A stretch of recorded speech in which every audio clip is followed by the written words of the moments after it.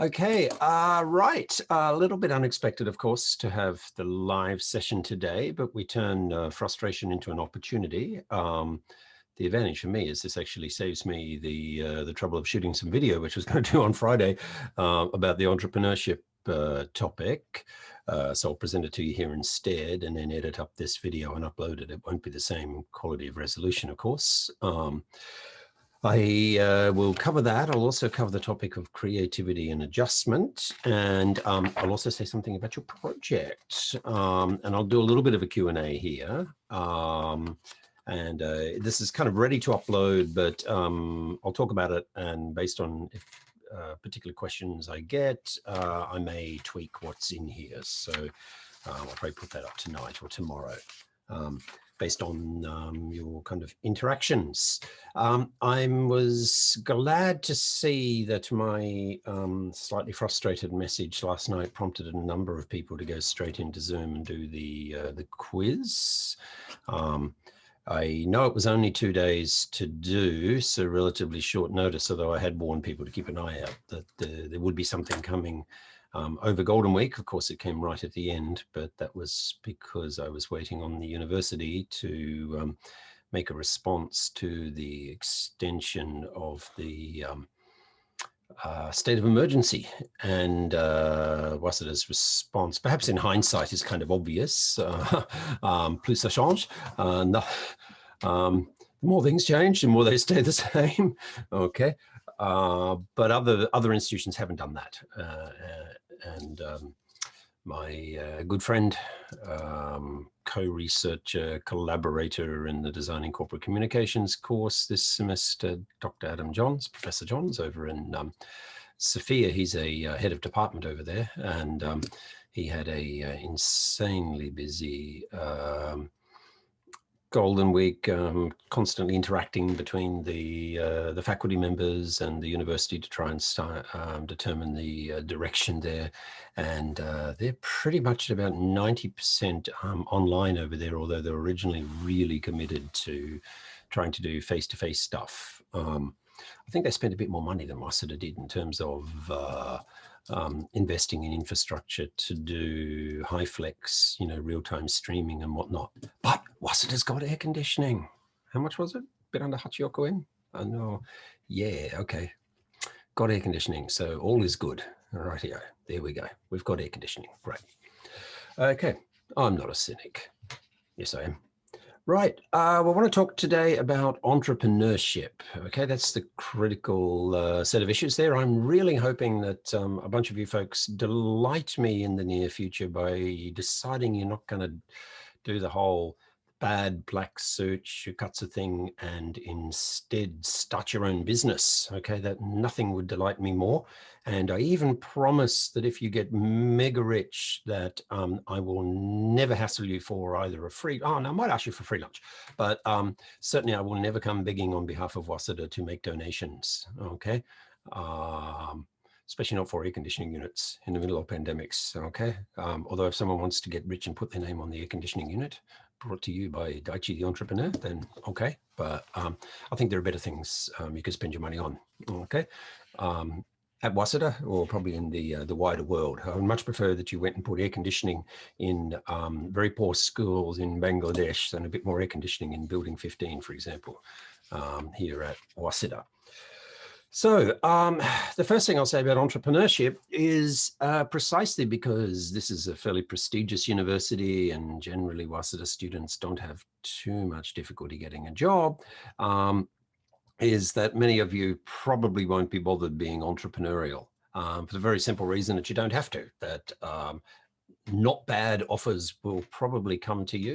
You'll get a half decent salary. I'll say only a half decent salary because starting salaries in Japan for graduates are generally terrible. You have to be osan or with ninko joritsu normally to do quite well in Japanese companies. Not all, some pay better earlier. And longer term shortages in the labor market are going to have some kind of interesting effects on salaries and whatnot.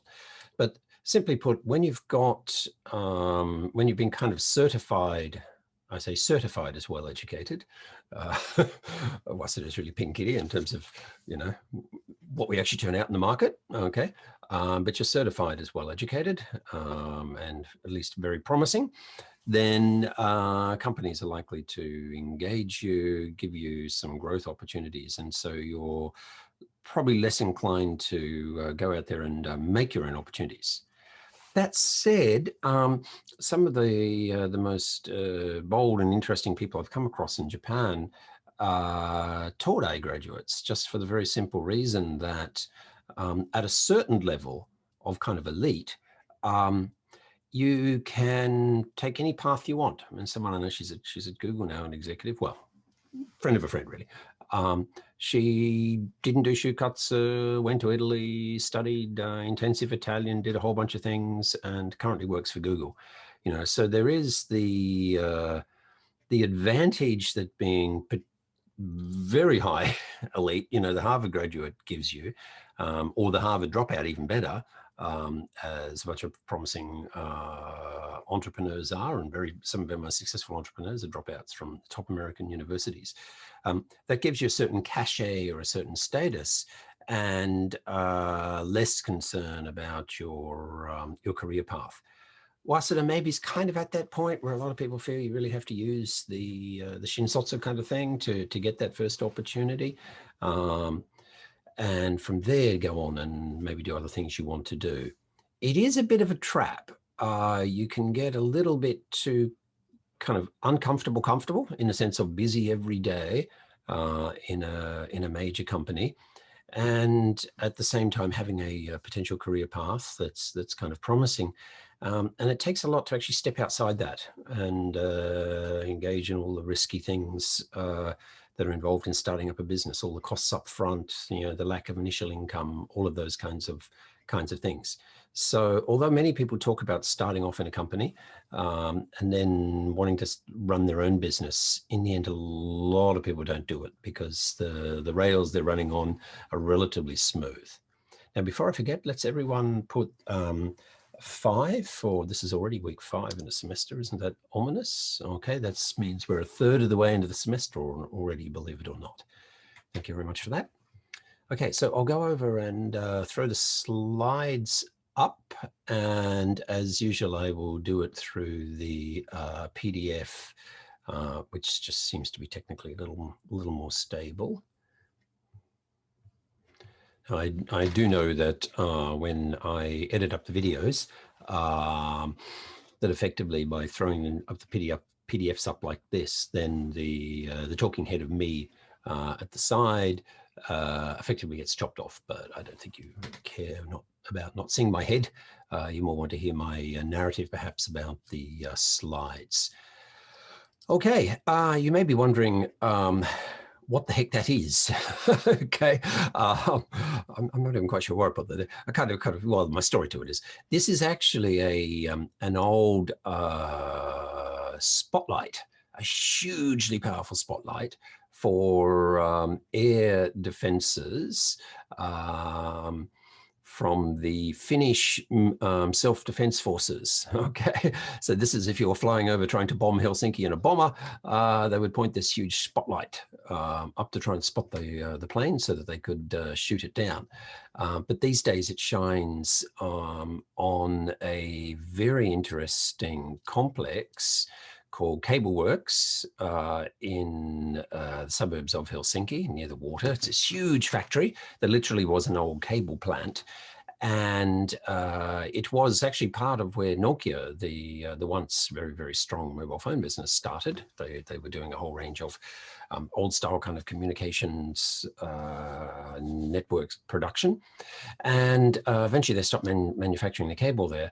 And this huge building with massive glass windows and whatnot was then turned into an art and entrepreneurship space. So a whole bunch of startups, for example, can use meeting rooms there and whatnot, but artists can also have exhibitions there. They can actually borrow studio space and whatnot.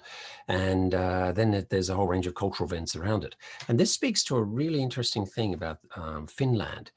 This incredible culture of creativity, whether it's actual artistic creation or whether it's the creation of new enterprises. You may have heard, for example, of a startup conference it's held called Slush. It was called Slush because it was held in the spring when the snow was melting. And Slush was held each year in Tokyo as well. Of course, Corona's kind of, upset that. And it originally was started by business students at Aalto University. And I've been very privileged to spend a bit of time visiting Aalto, and a very warm and open reception they gave me there indeed.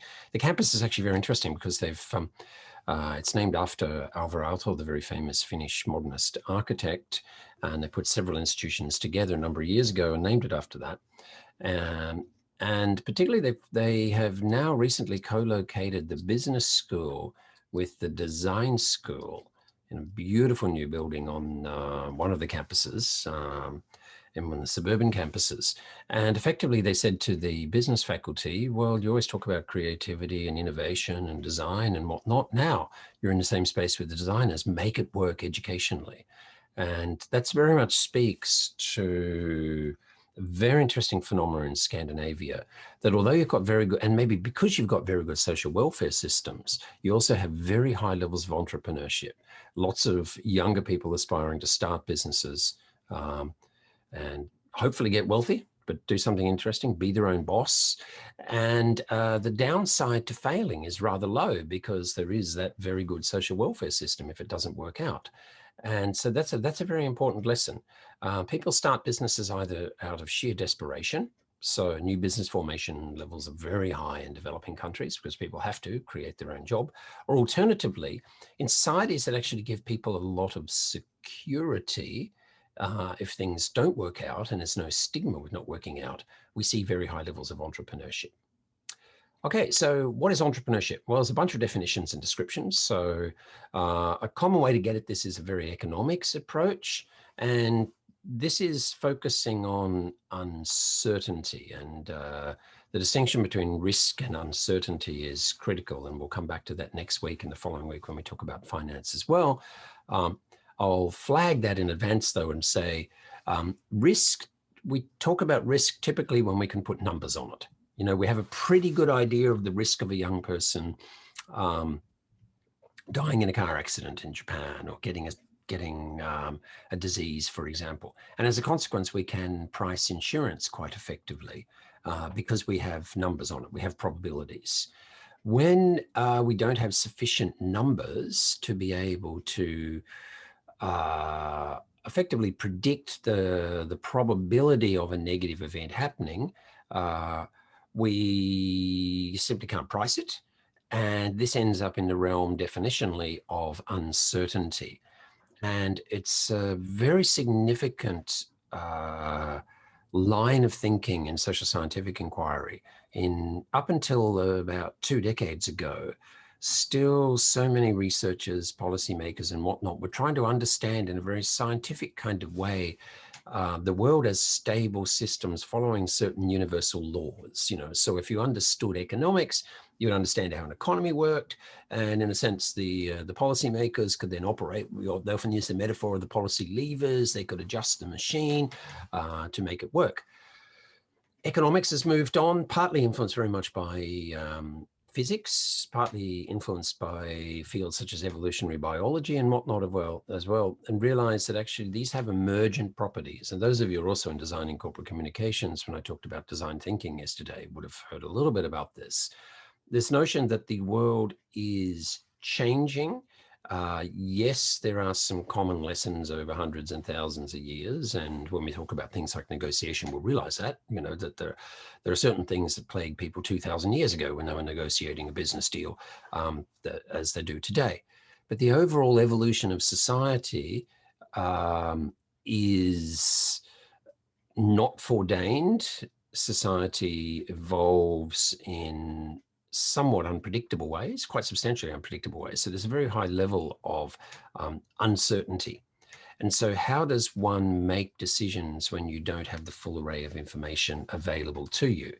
Of course, there's taking on risk, but some people deal with this better than others. Some societies deal with this better than others. And in my advanced course, Enterprise and Governance, a significant concept we explore there is the notion of adaptive efficiency. that societies, institutions, individuals are relatively more or less efficient at adapting to changing circumstances. So when we think about entrepreneurship, there are two key things here in relation to uncertainty. That first of all, you have to make decisions in an uncertain environment and be comfortable with uncertainty. So a critical thing in terms of personal orientation to business and to so many other things, whether it's choosing to be an artist or venturing out into the world as an explorer, for example, is actually being comfortable with uncertainty. By the way, in research on intelligence, for example, one of the interesting findings there is that a good sign of a very flexible and robust and bright mind is being simultaneously able to hold several contradictory thoughts together in your head, seeking information into which is the more useful explanation of the world, without being kind of overwhelmed by the tension between them. Okay, so it's as if the modern computer can have many, many windows open at the same time, if your brain can function like that. Of course, closing lots of windows and concentrating on one and getting flow is another key aspect. But the ability, in a sense, to not be intimidated or overwhelmed by uncertainty. Now, culturally, some cultures seem to be more comfortable with ambiguity, with uncertainty. Unfortunately, several comparative cultural studies, including the most influential framework by Geert Hofstede, on one of the key indices of cultural difference, uncertainty avoidance, Japan rates as one of the highest in the world. So in terms of personal values, many Japanese kind of test up as being highly adverse to uncertainty. So that may be a factor in helping to explain why people have a very strong preference for their kids doing juken, getting into a fancy school, getting into a prestigious university, getting into a big company, and having a kind of a stable, secure life, that they may be very averse to uncertainty. So if you're not that, if you're quite comfortable with ambiguity, with uncertainty, then maybe you have a very significant competitive advantage in the business environment here in Japan. The other critical thing with uncertainty and entrepreneurship is the more entrepreneurship there is, the more businesses that are created, for example, applying new technologies or new business models, the more uncertainty there is, simply because there's more change. There is more of what we call disruption. And if you take my advanced course in enterprise and governance, indeed what I do there is have students doing a case study of disruption, looking at all the factors which are disrupting established industries. As I say, it can be technological. It can be just simply a new business model. People have just thought of a different way of organizing something that's been about for a long time, even if the basic technology of providing the product hasn't changed. So you may get shifts in values which clever entrepreneurs recognize. One of the things, of course, is with the car industry, we're seeing dramatic changes, and a number of things have come together. One of them is the kuruma banare kind of thing, that in the past, people used to use a car as a means of connection. They catch up with their friends and they go for a drive and whatnot. And there's also a way of, escaping their families. Generally, with cultural change, families are a bit more liberal anyway. With mobile phones and social media and whatnot, people are more connected anyway. They don't need to go for a drive to kind of share their frustrations about the world. They can do that through social media. So, and also people were, at least until Gekiyasu Sim, for example, were spending more money on mobile phones and were less likely to have money for cars. That was a factor there. And just general cultural shifts as well, which diminish the cultural status of the automobile.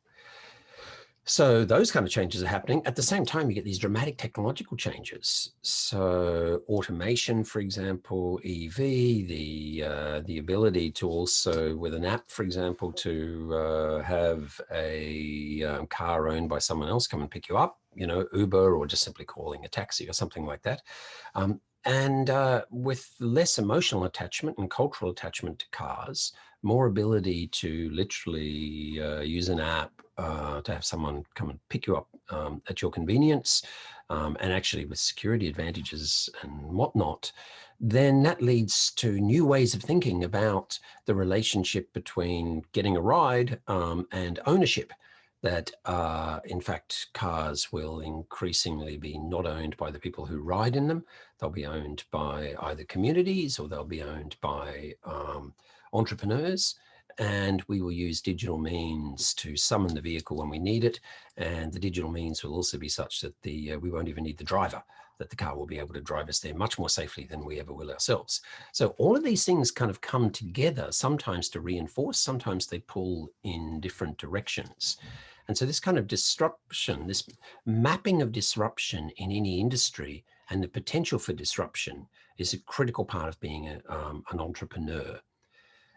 So we do have several schools of thought on entrepreneurship, and we'll see that this fits kind of with this notion of disruption. What are the drivers of disruption? So let's have a look at them. Now, I want to emphasize, though, that we tend to put entrepreneurship and innovation together, often in exactly the same sentence, okay? People are wondering what, this is Valentino. This is snapped in, this was a window display in, where was it? Milan or Bologna, somewhere. And I thought it's a kind of a useful metaphor to say, of course, that business very often is responding in some ways to social innovation and social change, but also kind of reinforcing in certain ways. You know, we see this is classic kind of work attire. If you look to the right there, you know, this is a few years older, this image. So the tie is pretty wide, although they kind of come back again thanks to Tom Ford a number of years back. So classic kind of men's attire to the right there, but of course with the emergence of career working women, women's wear shifted very much from kind of looking classy and pretty to obviously looking still very elegant, but also working power women, okay? So we're going to see a lot of kind of chicken and egg sets of issues, okay? You're getting reaction to the cultural context and kind of gradual innovation, which in turn also shifts the culture in this kind of symbiotic kind of way. So we see innovation sometimes as absolutely dramatic in terms of bringing completely new materials to bear on an industry. So if we see in fashion, for example, a whole range of clever new technologies, new materials. A friend of mine's very senior, for example, at Epson. Epson now, one of their really interesting growth businesses is actually selling printers to the fashion industry in Italy, and for print on demand, really high-end fabrics, okay? So once-off print on demand kind of fabrics. And this will be an interesting thing as we move towards 3D printing, for example, or just simply automated weaving.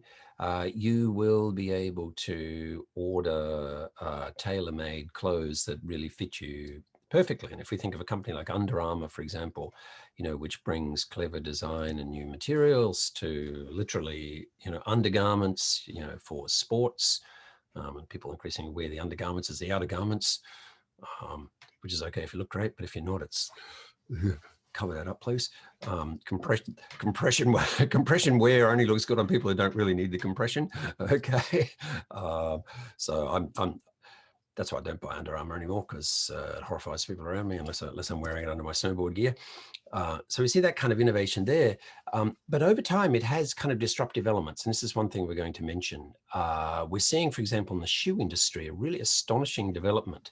Yeah, so much of the criticism of globalization and shifting manufacturing offshore and exploitation of cheaper workers abroad, focused initially on the shoe industry. You know, it was Nike factories in Asia with underpaid employees, for example, that in the late 80s and the 1990s drew the attention of critics. What we're seeing is a spectacular reversal now, where one of the leading German shoe manufacturers, for example, is building may have probably finished it by now, hugely expensive new plant back in Germany to make really high-end sneakers, because it's much more economical to do that. Because these days they're all kind of machine made. It's an incredibly automated kind of process. So there's a lot of incremental kind of innovation that's happening in response to market opportunities. Tesla's another example, as we talked about the car industry. Tesla now has the advantage of being a late mover in terms of building its factories. It was able to get those companies which specialize in making robots for things like pressing plants to manufacture car bodies, with the latest really innovative technologies that's been driven obviously through AutoCAD, so full 3D design and printing of prototypes and whatnot. Tesla now has these incredibly efficient stamping plants where they're making car bodies with just a few separate components, rather than pressing lots of components and then kind of welding them together. And the major Japanese car manufacturers have world-class plants, but previous generation, and do you just rip them out to replace them to have an incremental advantage? Generally, you don't. Now, all of that is a tale of innovation. At the same time, I want to say that you don't have to be very innovative at all. If you just simply take, as an entrepreneur, existing practices to places that don't have it. So just disseminating existing practice to elsewhere is how a lot of people get wealthy. And I will come back to that in a moment. I want to emphasize that you can get really rich by doing really crap stuff. As I say here, the silly can succeed. If it has novelty value, for example, it may not be sustainable long term. It may be so silly that it's actually kind of funny and people are in on the gag, and still make you rich. Excuse me. This one I snapped. The East Bar in Stockholm, with the most surreal kind of katakana all over it. Those of you who traveled abroad will know this, that there's a lot of people making a lot of money selling Japanese food abroad, which is pretty much unrecognizable to Japanese. And I did see years ago an ANA Airlines analysis of how many Japanese restaurants there were in France, and the tiny proportion of them that are actually run by Japanese or run by foreigners who had any experience of actually working in an authentic Japanese restaurant, whether in Japan or abroad, because you can learn to make very good Japanese food abroad if you're trained by people who know how to do it well. Okay, so yeah, unfortunately, a lot of people get rich doing really dumb stuff. Well, good luck to them. Okay, kind of one thing you probably, well, no, I'd say you probably should get tattooed on you, but it's not a good idea because you have to cover up to get into nonsense, is look and learn. Look and learn. I had a very funny, clever colleague I used to work with. Whenever we saw someone getting away with something or doing very well, as we'd say in English, making out like a bandit, getting away with things, he would just simply say, look and learn. Don't be envious, just look and learn, okay? And by the way, I have great admiration of people who pull off scams, but by definition, a good scam is one is an undetected scam. So if I detect it, it's not a good scam. If you scam me in a clever way, I won't know about it, but if I did know about it, I would respect it, okay? Does that make sense? I think it does. Anyway, one of the key approaches to understanding entrepreneurship is through the prism of risk-taking, okay, as I've kind of touched on. And this is a very useful framework. It's most associated with a now long dead economist, a guy called Frank Knight, who was at Chicago. And this really speaks to the basic choices that individuals have between going to work for someone else and creating their own business. So it's an intuitively understandable approach to entrepreneurship. So risk-taking, as I say here, is a significant factor which differentiates between being in business to being employed. And why? You know, business costs come before revenues. This is just one of the fundamental truths. Now, going to get a job too, you might have a few advanced costs. But for the most part, it's going to be like shoes, suit, cost of getting an interview, maybe having to wait for a little bit, you know, until you hear whether you've got the job or not.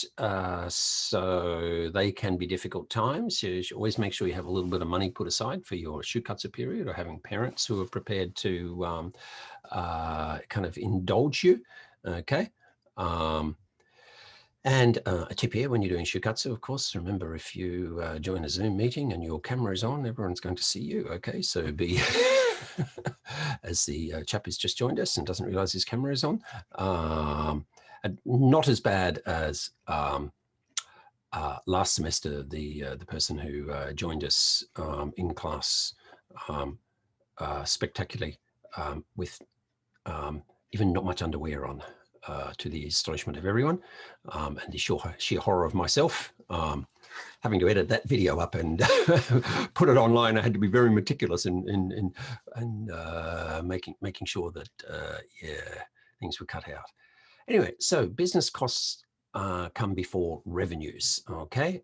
Which means that unless what you're selling is effectively costless, then you're going to need some working capital to start off with, okay?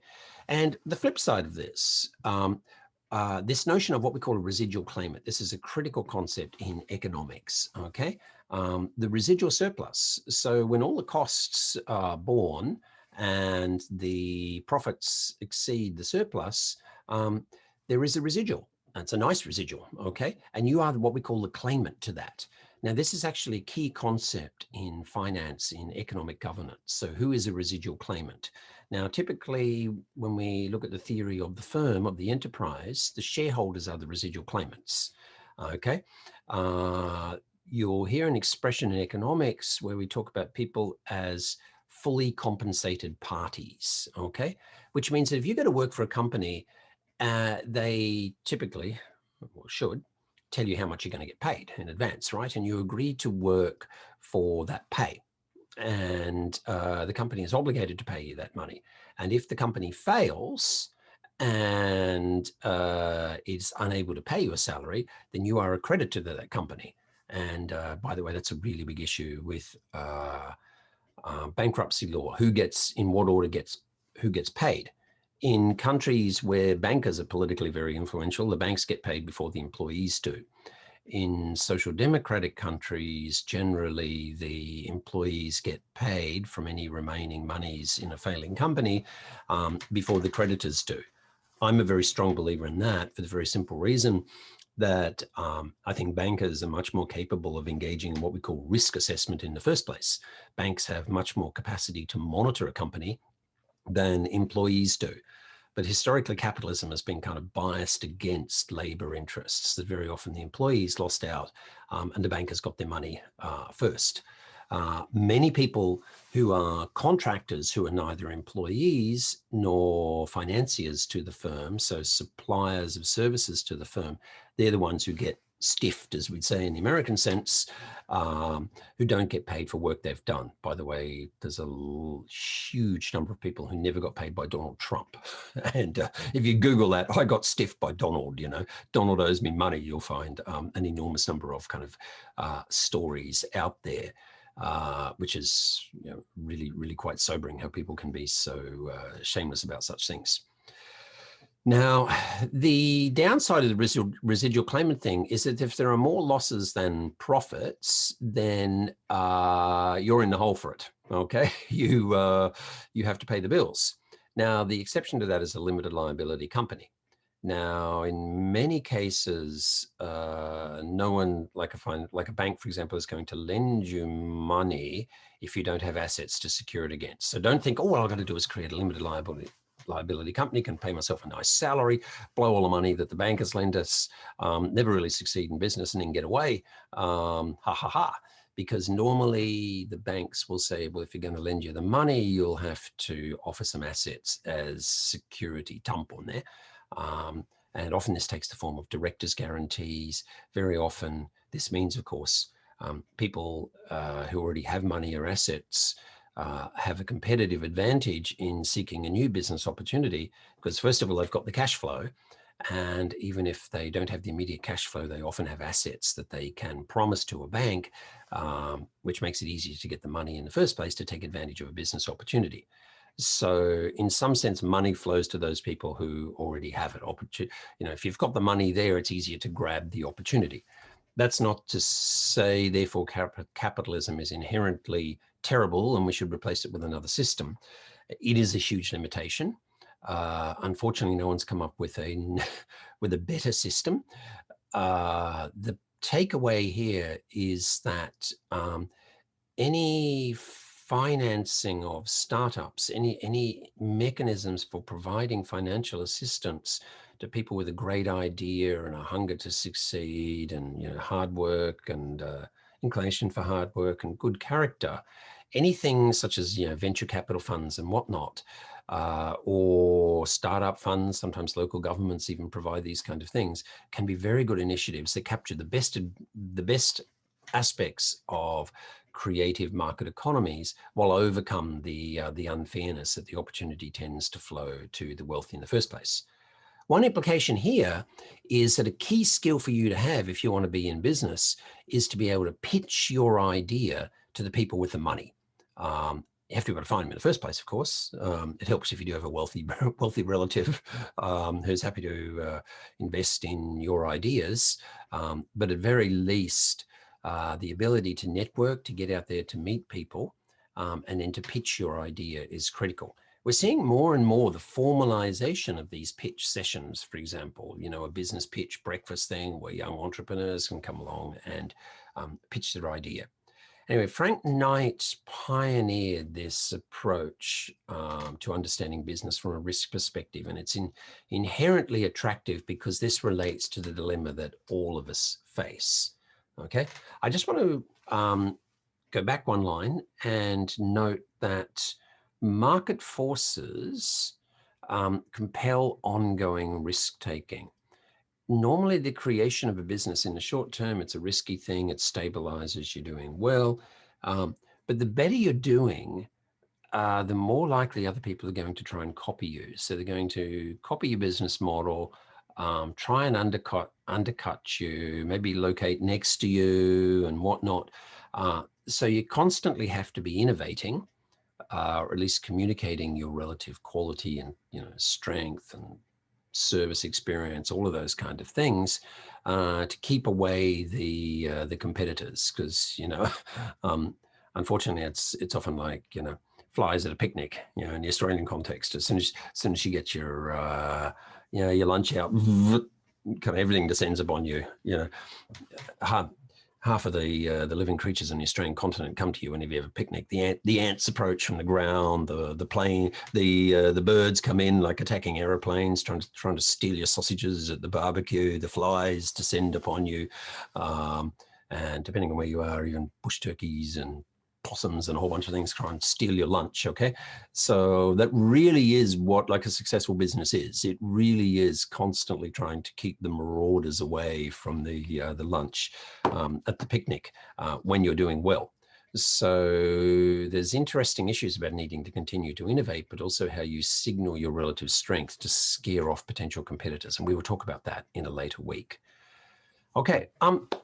Risk is not enough to explain entrepreneurship, though, precisely because modern capitalism shares risks. Okay, the venture capitalists, with a clever pitch, someone provides you the money, someone who can bear that risk. Okay, so we need to go beyond this. We need to focus on those other skill things, which are therefore hinted at in what I said. The ability to make the pitch in the first place. Okay, to actually build trust.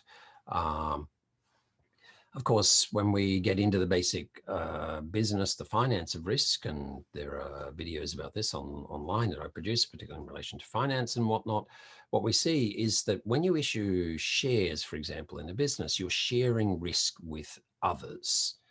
You're also sharing control. one of the videos online, the longest one there, which is nearly an hour, but an excellent one, the first one, on the origins of Apple in its early startup days, we see a former business partner of Wozniak and Jobs. There was a third guy. There was a third shareholder. Very interesting character. So make sure you see what he says about that period there, where he had 10% shares in Apple, and he was there not.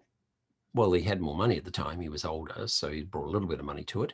So I'm sure that was a factor there. But he was there as much for kind of governance reasons. That when the two of them, the two founders, would disagree, he could intervene as a kind of a counterweight or as a peacemaker, for example.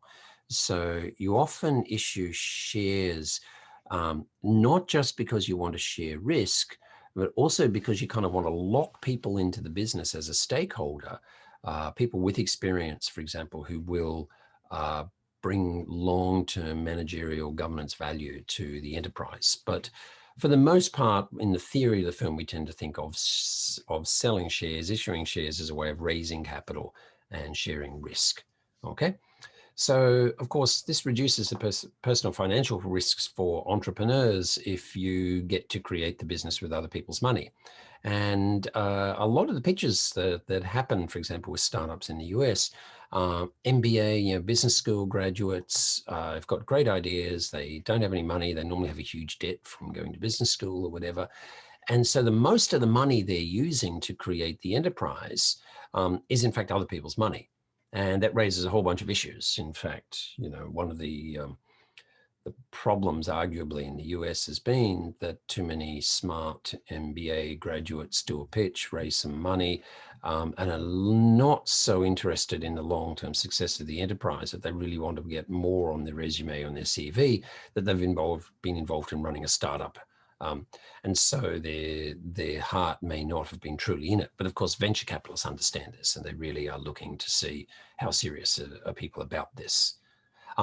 Important to mention, though, that even if someone takes all the financial risk off you, there are still reputational risks if a business fails. Although, again, in one of those videos, Steve Jobs quite explicitly says, and a young Steve Jobs says that, well, if you in a place like Silicon Valley, San Francisco more broadly, it doesn't really matter if you do a startup and then you fail, as long as you've done it, you made best efforts at it, that a future company will hire you, will really value you because of the huge array of diverse experiences that you've had in trying to set up a business.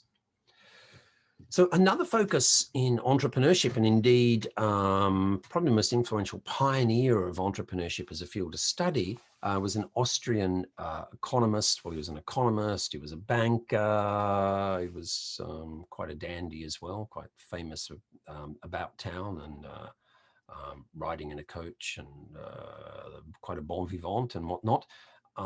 Interesting character. You can Google him and find out some interesting things about Joseph Schumpeter. He did a number of things. He wrote a very influential book as well on social democracy and markets, which very much influenced moderate, market-oriented social democracy, moderate left-wing governments throughout Western Europe after World War II. So he really firmly established academic interest in entrepreneurship, as I say in the slides. He focused on innovation in particular. He really made the term innovation widely influential through his own academic work. And when he spoke about innovation, he was looking at a whole range of things: technologies, products, processes, production, marketing, communications. It can be, whatever. Anything that has an impact on effectively the saleability of a product. Okay, if people are more likely to buy one thing rather than another because it offers a better functionality at a lower price or a stronger emotional connection with the product, for example, it's just sold in a more interesting way or in the right place. All of these things can be understood as innovative. And his really big thing was that this disturbs established markets. And he gave us this notion of creative destruction, and you will hear this all the time. We often talk about Schumpeterian creative destruction, the idea that innovation disrupts established industries. And you think about this, this happens all the time. Uber has fundamentally disrupted the taxi market, and indeed arguably the whole auto industry in many countries, much less so in Japan, of course. Uber Eats has been more influential, and there are rivals, Deliveroo and Demai in the Japanese case, and others. This is also, it will have creative destructive impacts on the food industry.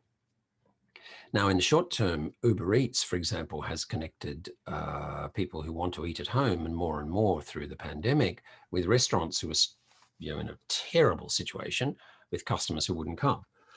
The inescapable truth, though, is longer term, what is very likely to happen with Uber Eats and other delivery services is that more and more of the food will be made in large scale specialist kitchens that are not restaurants. To use a relatively small kitchen in a restaurant designed to effectively serve the maximum number of people that can be seated in that restaurant is quite inefficient. Depending on the type of cuisine too, but quite inefficient compared with a more industrial scale kind of kitchen. And so you're going, well, you're already seeing it, a shift towards the separation of the consumption function of food and the production function of it. I sometimes see SILS students, and when I go to Talia, the curry place just outside the gate there, when you head out the north gate towards the library and turn right. I know the folks in there very well. Some point there during the lockdown last year and whatnot, I was pretty much their only customer at any given time, and so I got to chatting quite often. The curries are not made there, of course. You know, they have the owners of the business have a number of restaurants in Tokyo, so the curries are made off-site and brought in, and the naan are baked there, and that's not uncommon in the food industry. So, you know, there are places where the food is made offshore and frozen and brought great distances. For example, a really cheap Italian chain here in Japan, most of the food is actually cooked in a huge factory outside Melbourne in Australia, snap frozen and then brought by air freight and effectively then kind of microwaved or baked or whatever and served ostensibly as cooked out the back in the kitchen. So you're seeing these constant kind of processes of innovation, and it destructs those businesses that have a higher cost structure and without a unique customer experience or a qualitative experience. For example, some things are more resilient than others over time. Technology will disrupt some things spectacularly. Other things, people want the human dimension, for example, and less likely to be displaced. Buying clothes online. People keep getting excited about the promise of this, but you know, buying shoes online is always kind of risky, okay, unless you've got good return policies and whatnot.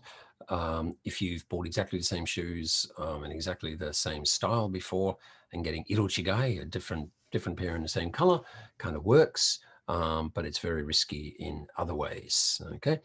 Of course, people cheat. You know, they go and try them on somewhere, and then they buy elsewhere. And of course, businesses then try and respond to that by charging fitting fees, which is quite common these days in some countries for things like, you know, ski boots and snowboard boots, because they don't want to be turned into a free fitting service for the undercutting cheaper seller online.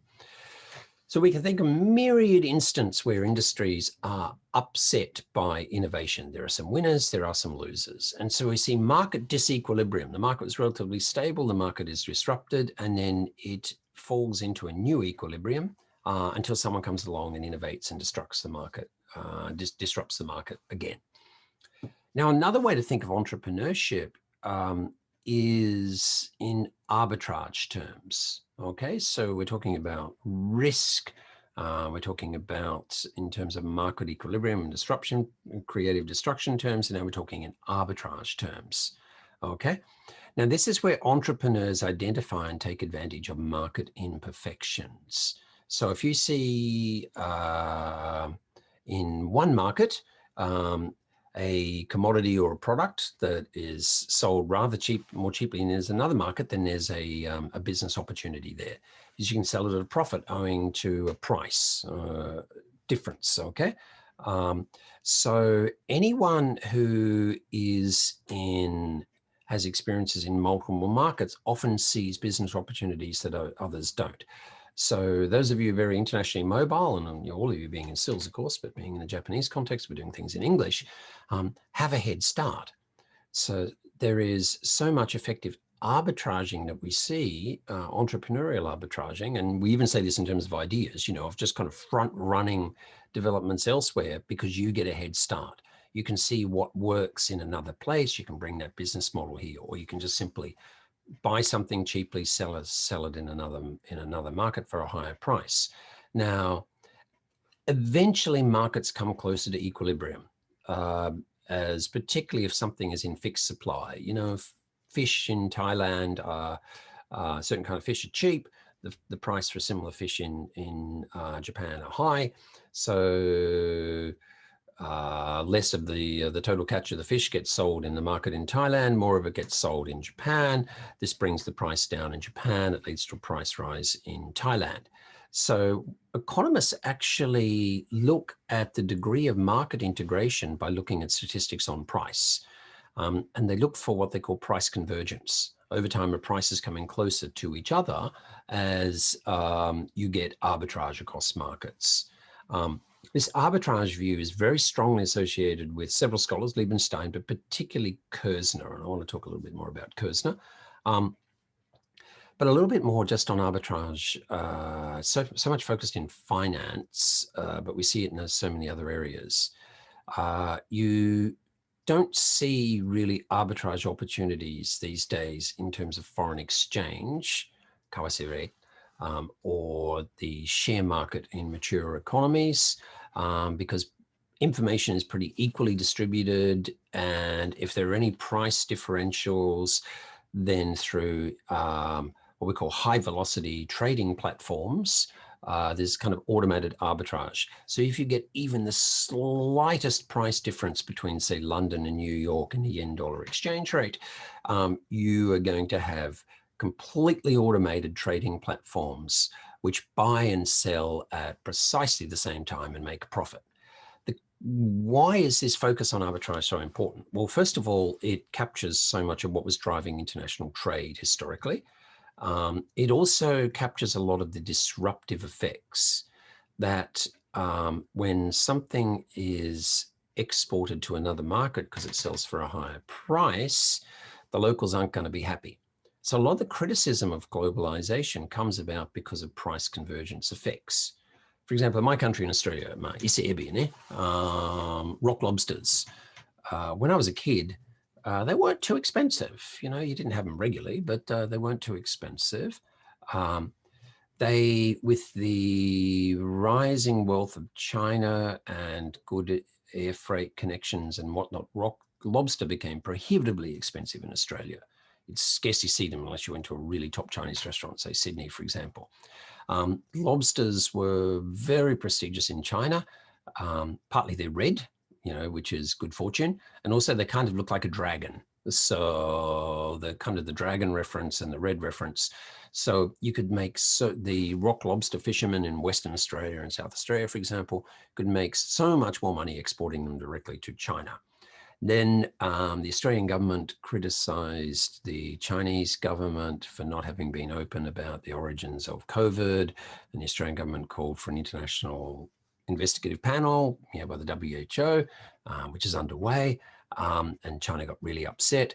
And so China effectively blocked the import of lobster. It didn't say it was banning it, it just refused to process them in customs. And something like 4 tons or even more, huge numbers of lobsters went rotten at an air freight terminal in, I think, Shanghai, sitting on the ground, and they were never cleared. And the exporters had to pay money to get rid of them. So effectively, a whole industry had developed to serve the Chinese market. They couldn't export anymore. And so Shikatanaku, they directed the product into the Australian market.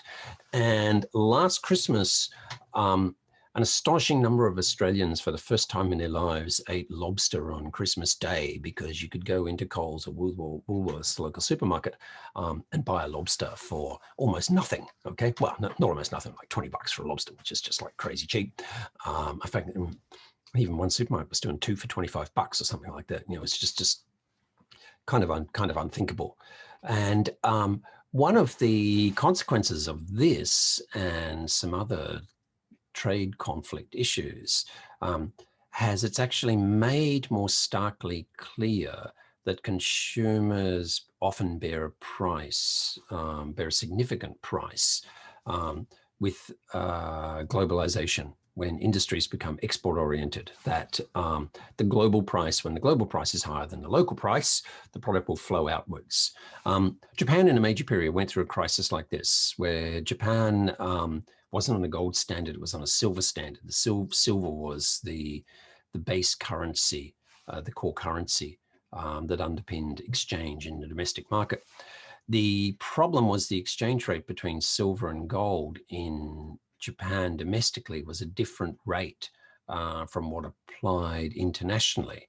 And so foreign entrepreneurs saw an opportunity, and there was a massive outflow from Japan, which really disrupted domestic prices and actually caused several major trading houses, mostly based in Shanghai, for example, to go bankrupt.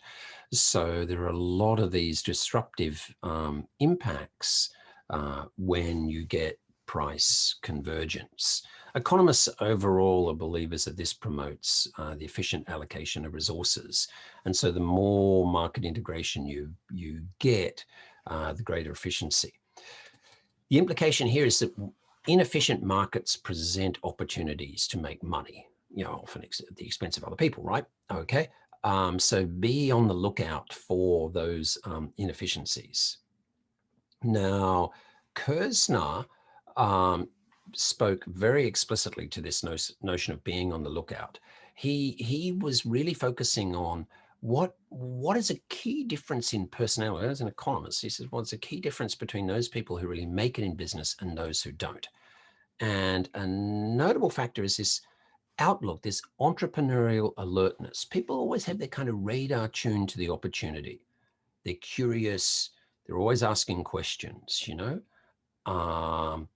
and trying to see the angles. And several of my friends, very successful in business, they're just always on the hunt. They always want more information.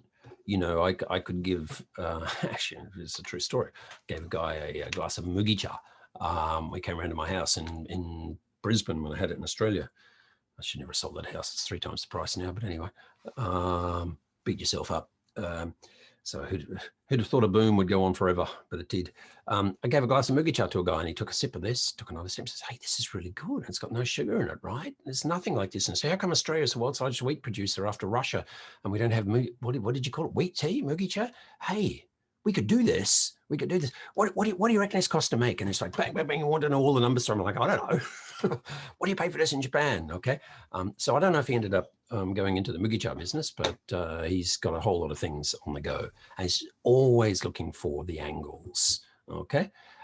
So if you're like this, if you're seeing the opportunity, you're more likely to obviously find opportunities in the first place, but to also, the very fact that you're like this, to draw the attention of other people who know you're in the market for ideas. And I say, oh God, he'll be onto this one. Hey, I got his one for you. And so actually other people will bring you the ideas. Now, the next element of whether people succeed in business or not, though, is then whether they actually act on what they see. So it's one thing to spot the angles. It's another thing to actually act on them. And here's a famous anecdote in economics. The problem with the pure theory of economics is economics has a really hard time believing in market opportunities because it kind of takes for granted, traditional economics, it takes for granted the notion that markets respond very, very quickly to an opportunity. Whereas someone like Kersner says, actually, no, there's a lot of stickiness, there's a lot of hesitancy, there's a lot of complacency, there's a lot of information asymmetry. There are a lot of barriers to action that mean that opportunities are not readily grabbed. And the old anecdote in economics, when economists are being honest about their excessive bias, their excessive optimism about the efficiency of markets, is the old economics professors walking across the campus with the student, maybe heading to the staff club for lunch. This is something that used to happen in universities once upon a time. So the professor's heading across the campus with the student, and the student says to Professor, look, someone's dropped a $20 note. There's a $20 note on the ground. And the professor looks and says, that can't be a real $20 note. If it was a real $20 note, somebody would have already picked it up, okay? And this actually fits very much with all the economics professors I know, for the most part. Maybe that's why they stay as professors, is that they generally don't have any money, that they have very good understanding of markets and the dynamism of markets. But for that very reason, have a hard time believing that any particular asset at a time is underpriced or an opportunity really is an opportunity, that they really give most people too much credit, okay? And here's where I'm on the record, off the record, I'm going to be editing and putting up here. Here's where I'm going to say, number one lesson that I can tell you as a 54-year-old guy to everyone who's not yet out in the world at large. Probably the most striking impression you will form after 3, 6 months, 12 months of working full-time in an organization in the wide world is most people are pretty shit at what they do. Not terrible, because they generally, get pushed out or whatever. But this is the Poker-chan theory of just getting by. Most people develop a skill set and an orientation that gets them through the day without getting in trouble. Okay, without the day turning really messy. And an anecdote on this, my theory was reaffirmed when just before COVID, I took 3 trips on the same flights via Hong Kong Airport on Cathay Pacific, trips to Israel for various conferences and things. And on the first time through the customs, or through transfers, there was a dude who had this kind of funny English kind of turn of phrase, this old guy. And I thought, oh, that was kind of quirky, and I remembered it, but it kind of got him, and I got the message, okay, I checked my bag in here and whatnot and get it, x-rayed, and through I go. And then weeks later, I took the flight again, and there he was with exactly the same turn of phrase. And the third time, there it was with the exact turn of phrase. And it suddenly dawned on me, this guy probably went to work, maybe when he was first there, I was a 21-year-old or something, didn't really speak English, had a bit of a go. It worked. And then for the next 20, 30 years, used the same expression every single day because it got him through the day. With organizations, there's just a lot of getting through the day, okay? This is true of any large organizations. This is true of Waseda, and this is true of regarding the go or no-go decision on study abroad programs in fall 2021. I'm so sorry for everyone who got the message on Monday to affirm your fears that your study abroad programs look like they're all off, okay? I spent many hours in conversation related to these things yesterday, being involved in the curriculum issues here. Organizations kind of get through, and they tend to be cautious, and they tend to be risk averse. And of course, last night I was on the MOFA website looking at risk assessment. What do I see? Israel. On the MOFA website, on the travel advisory, is colored deepest purple. Okay, more purple than my brand new purple sneakers that I have on that I'm very fond, that I just bought on Itzkatayk. Okay, Israel's got rockets from Hamas landing around Tel Aviv today, very unusually, and a very successful Iron Dome defense system. So they, if they put that out there yesterday, it might have made a little bit of sense. But 3 on the travel risk when its corona cases have gone to near 0 because it has led the world in vaccinations. Meanwhile, Next door, okay, Syria, still with a civil war raging, and I have sat on the border in Israel and listened to, unfortunately, Syrians trying to kill each other with artillery fire. Syria is too on the Moffat website. Australia, New Zealand, and Singapore, where none of you can go and study abroad, all of which completely have COVID under control. Whether you can get in the country is another issue, but there is no COVID risk. There is one person with COVID in Sydney right now, and we know who he is and we know where he went, okay? Is two, because Moffat doesn't want to get in trouble for getting it wrong. Waseda doesn't want to take a risk sending you abroad when Moffat is being so cautious. And so it trickles down. We see with all institutions a huge averseness to risk taking, and it cascades and it becomes ever more disproportionate. Okay, so firstly, an over-optimism in the dynamism of markets to respond to changing circumstances, and then a kind of maybe excessive cautiousness with organizations, but particularly the tendency to have a misplaced respect for institutions that stick themselves in nice buildings with fancy brands leads us to chronically underestimate the crappiness in the decision-making of lots of organizations. That's not me just bitching about Waseda. This is true in so many large organizations and often very famous people.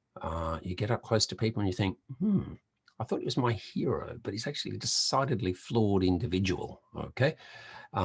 So you don't want to be a cynic, because a cynic doesn't take action on things, okay? You need to be potentially optimistic. You need to have a critical eye, critical judgment, and interrogate what you see constantly, okay? When we say critical thinking or critical sinking, it always sounds like a ship that's about to sink, okay? You more want to critically engage with things. I myself am actually a very cautious person, and a far too cautious person. I had a very strict dad, and I was very afraid of getting in trouble and whatnot. And so my whole life has been trying to counteract my instinctively chakkan shingeishitsu kind of tendencies. So it's on the one hand why I live in incredible fear of getting in trouble with the tax office and never submit my tax return late. And on the other hand, why I try and counteract that by tearing down a mountain in a blizzard, dodging between trees. In the end, I don't mind dying hitting a tree, but I really do not want to be prosecuted by the tax office. And we all have quite unstable kind of attitudes to risk. But one of the great challenges, I think, is to get your own instinctive risk averseness under control, okay?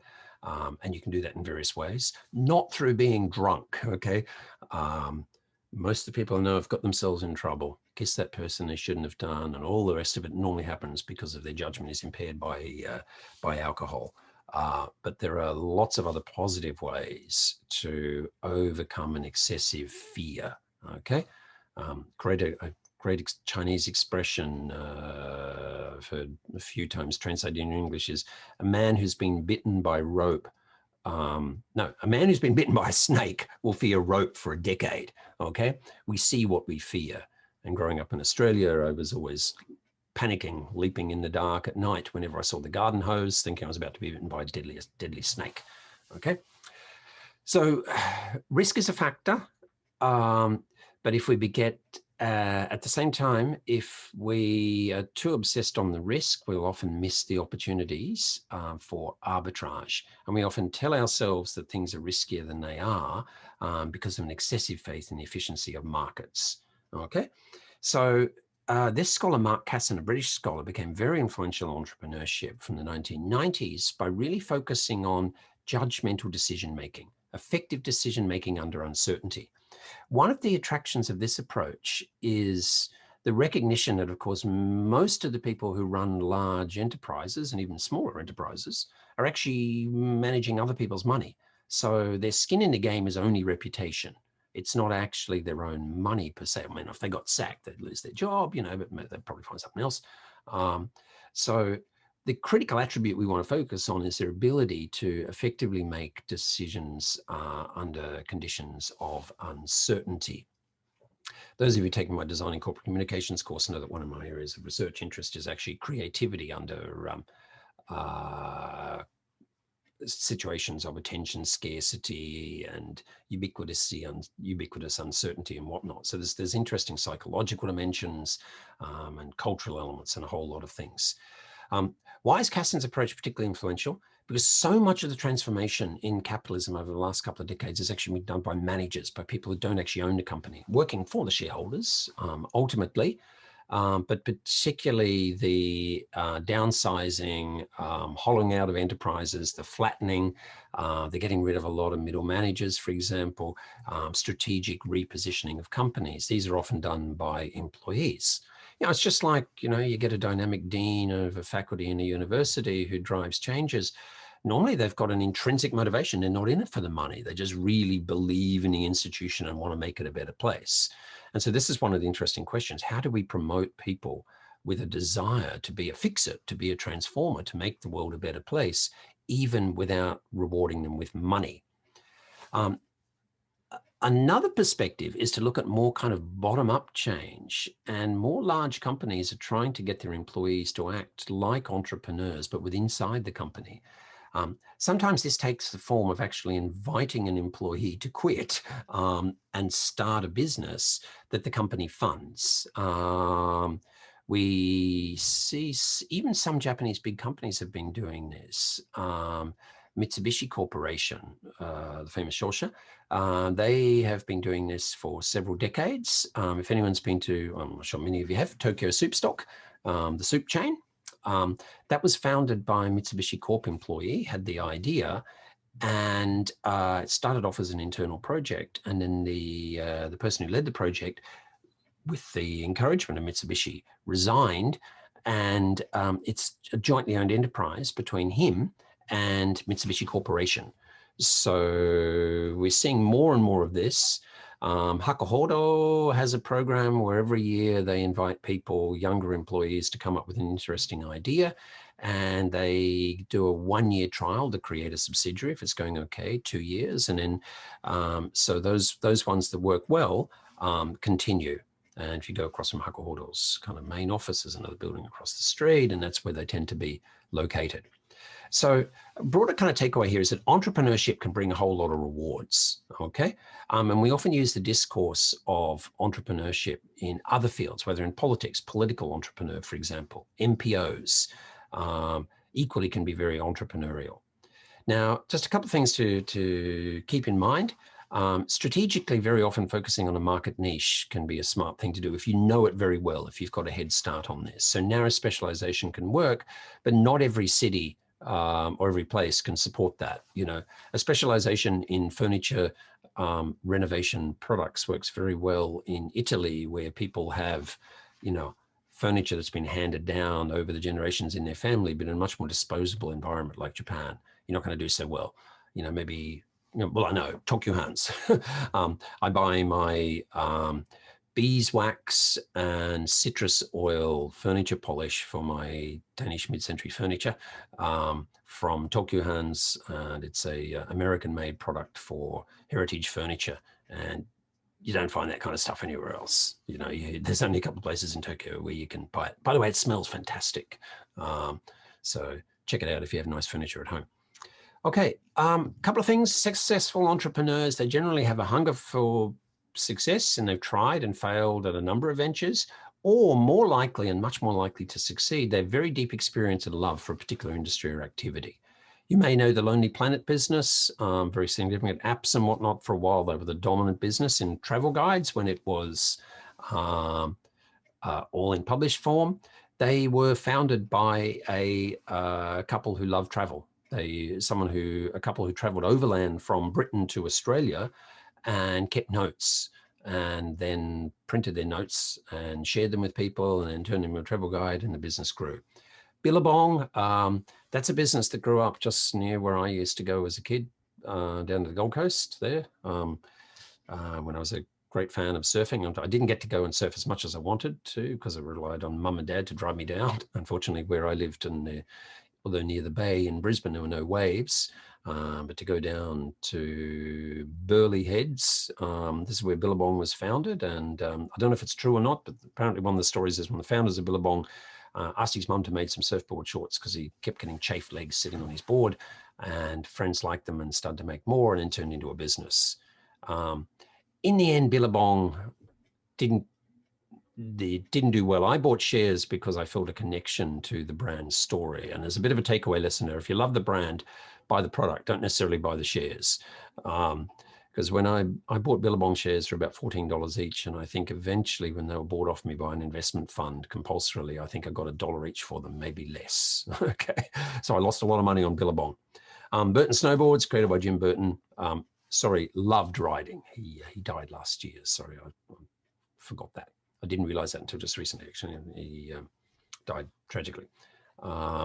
Okay, so critical thing, networks and entrepreneurship, as I've already touched on. This is absolutely vital here. To bring ideas, expertise, finance together, you need those kind of skills. And so we tend to focus on the sociology of entrepreneurship.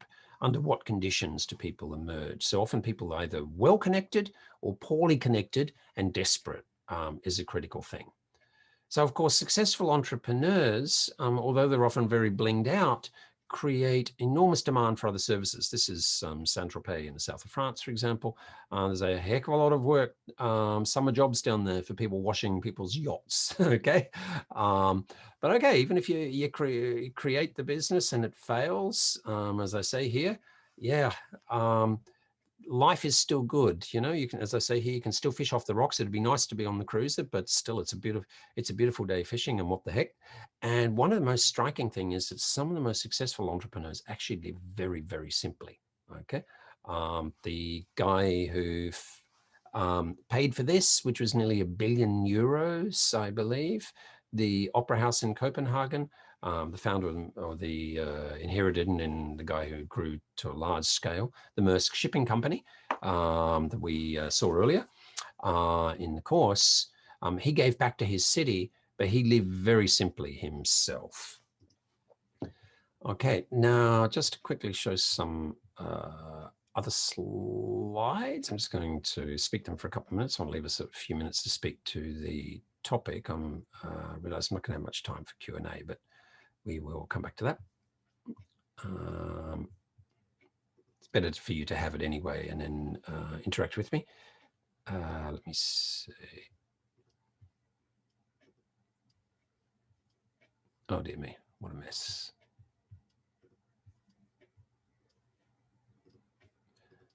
Excuse me a moment. Got a million things here.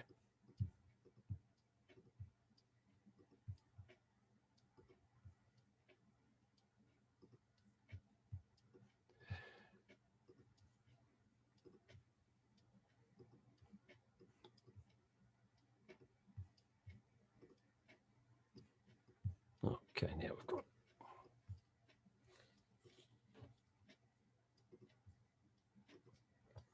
So these are pretty straightforward slides. All I want to simply do here is just emphasize, I think as many of you understand, and we'll actually, we'll come back to in several contexts, is that in mature economies, I think as we understand this, creativity and innovation design advantages are absolutely vital.